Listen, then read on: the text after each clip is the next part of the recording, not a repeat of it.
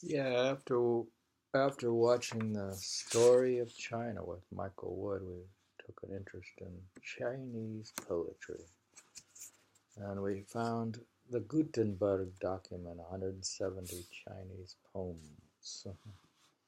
Anyways, it says we're starting with page 23. The sick wife. She had been ill for years and years. She sent for me to say something. She couldn't say what she wanted because of the tears that kept coming of themselves. I have burdened you with orphan children, two or three. Don't let our children go hungry or cold if they do wrong. Don't slap or beat them when you take out the baby, rock it in your arms. Don't forget to do that. Last, she said. When I carried them in my arms, they had no clothes, and now their jackets have no linings. She dies. I shut the doors and barred the windows and left the motherless children. When I got to the market and met my friends, I wept and I sat down and could not go with them. I asked them to buy some cakes for my children. In the presence of my friends, I sobbed and cried. I tried not to grieve, but sorrow would not cease. I felt in my pocket and gave my friends some money. When I got home, I found my children calling to be taken into their mother's arms. I walked up and down in the empty room this way and that a long while. Then I went away from it and said to myself, I will forget and never speak of her again. Cockcrow Song is another poem, anonymous, 1st century BC. In the eastern quarter dawn breaks, the stars flicker pale. The morning cock of Jinan mounts the wall and crows. The songs are over. The clock run down, but still the feast is set. The moon grows dim, and 10,000 doors, those fish-shaped keys turn round the palace, and up by the castle the crows and magpies are flying. That was a water clock, by the way. The Golden Palace, anonymous, 1st century BC. We go to the Golden Palace, we set out the jade cups, we summon the honored guests, we enter at the Golden Gate. We enter at the Golden Gate and go to the Golden Hall. In the eastern kitchen, the meat is sliced and ready, roast beef and boiled pork and mutton. The master of the feast hands round the wine. The harp players sound their clear chords. The cups are pushed aside and we face each other at chess. The rival pawns are marshaled rank by rank. The fire glows and the smoke puffs and curls. From the incense burner rises a delicate fragrance. The clear wine has made our cheeks red. Around the table joy and peace prevail. May those who share in this day's delight through countless autumns enjoy like felicity. Read it again. You liked it? Huh. The Golden Palace. We go to the Golden Palace, we set out the jade cups, we summon the honored guests to enter at the Golden Gate. They enter at the Golden Gate and go to the Golden Hall. In the eastern kitchen, the meat is sliced and ready, roast beef and boiled pork and mutton. The master of the feast hands round the wine. Harp players sound their clear chords. The cups are pushed aside and we face each other at chess. The rival pawns are marshaled rank against rank. The fire glows and the smoke puffs and curls. From the incense burner rises a delicate fragrance. The clear wine has made our cheeks red. Round the table joy and peace prevail. May those who shared in this day's delight through countless autumns enjoy like felicity. That's a very nice holiday poem, huh? Or like that one. Here's old In poem. the last sentence. May those who shared in this day's delight through countless autumns enjoy like felicity. All right, old poem. At 15, I went with the army. At 80 I came home. 80, isn't that 40? I don't know. On the way, I met a man from the village. I asked him who there was at home. That over there is your home. All covered over with trees and bushes. Rabbits had run in at the dog hole. Pheasants flew down from the beams of the roof. In the courtyard was growing some wild grain, and by the well some wild mallows.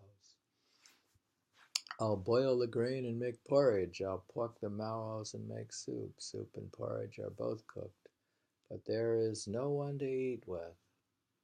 I went out and looked towards the east, while tears fell and wetted my clothes.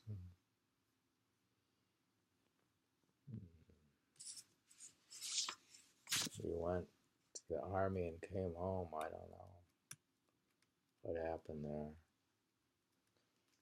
He lost his family. He didn't find anybody. Maybe he had no family or didn't. He had to have had some family. And the house was sort of run down. I don't know.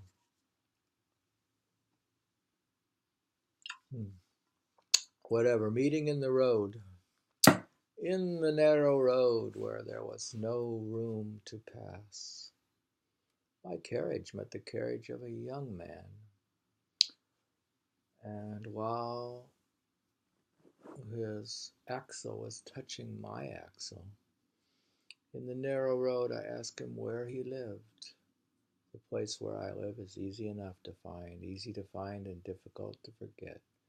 The gates of my house are built of yellow gold. The hall of my house is paved with white jade. On the hall table, flagons of wine are set. I have summoned to serve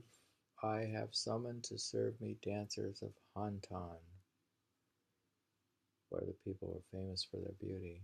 In the midst of the courtyard grows a cassia tree, and candles on its branches flaring away in the night. That's it. He met this guy who has beautiful dancers from the capital. What do you think? He could be lying. Hmm?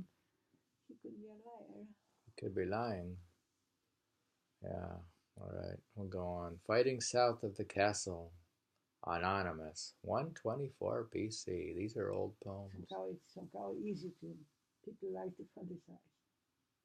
It could be. To tell, to yeah, it's probably just a tale. You want to have. It's just a tall tale, probably. Fighting south of the castle. They fought south of the castle. They died north of the wall. They died in the moors and were not buried. Their flesh was the food of crows. Tell the crows we are not afraid. We have died in the moors and cannot be buried. Crows, how can our bodies escape you?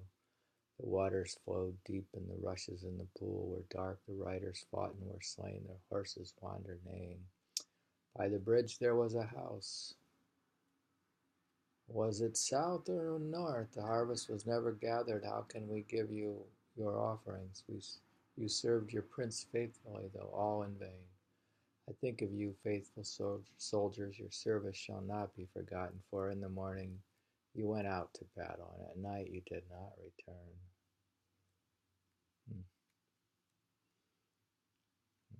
Pretty sad battle story, I guess. The Eastern Gate, 1st century. A poor man determines to go out into the world and make his fortune. His wife tries to detain him. Here's the poem. I went out at the eastern gate. I never thought to return, but I came back to the gate with my heart full of sorrow. There was not a peck of rice in the bin. There was not a coat hanging on the pegs, so I took my sword and went towards the gate. My wife and child clutched at my coat and wept. Some people want to be rich and grand, but I only want to share my porridge with you. Above we have the blue waves of the sky. Below the yellow face of this little child. Dear wife, I cannot stay. Soon it will be too late. When one is growing old, one cannot put things off. Am I going to stay with you and have porridge? What's happening here? I don't want to go get rich and be grand. Can we have porridge? We're going to through the gate to get it. Where's this gate? I'm too old to go through the gate. Old and new, it says. 1st century BC, anonymous. She went up the mountain to pluck wild herbs. She came down the mountain and met her former husband. She knelt down and asked her former husband, What do you find your new wife like? My new wife, although her talk is clever, cannot charm me as my old wife could. In beauty of face there is not much to choose, but in usefulness they are not at all like. My new wife comes in from the road to meet me. My old wife always came down from her tower. My new wife is clever at embroidering silk. My old wife was good at plain sewing. Of silk embroidery one can do an inch a day, of plain sewing more than 5 feet. Putting her silks by the side of your sewing, I see that the new will not compare with the old. You like that one? Strange. What happened exactly? What happened to the... Well, let's go over this one here. It's the old wife and the new wife. She went up the mountain to pluck wild herbs. She came down the mountain and met her former husband. She knelt down and asked her former husband, What do you find your new wife like? He answers, My new wife, although her talk is clever, cannot charm me as my old wife could. She is the woman who asked the wife also? Or... No, the So old wife came down from the mountain and met him, their former husband. Oh, he has another wife. Yeah, in the beauty of face there is not much to choose. In beauty of face. They're both good. They're both about the same. Most of the women are the same in the face. He's talking about the differences. But in usefulness, they are not at all alike. So women vary extensively by usefulness, but not by looks. My new wife comes in from the road to meet me. My old wife always came down from her tower.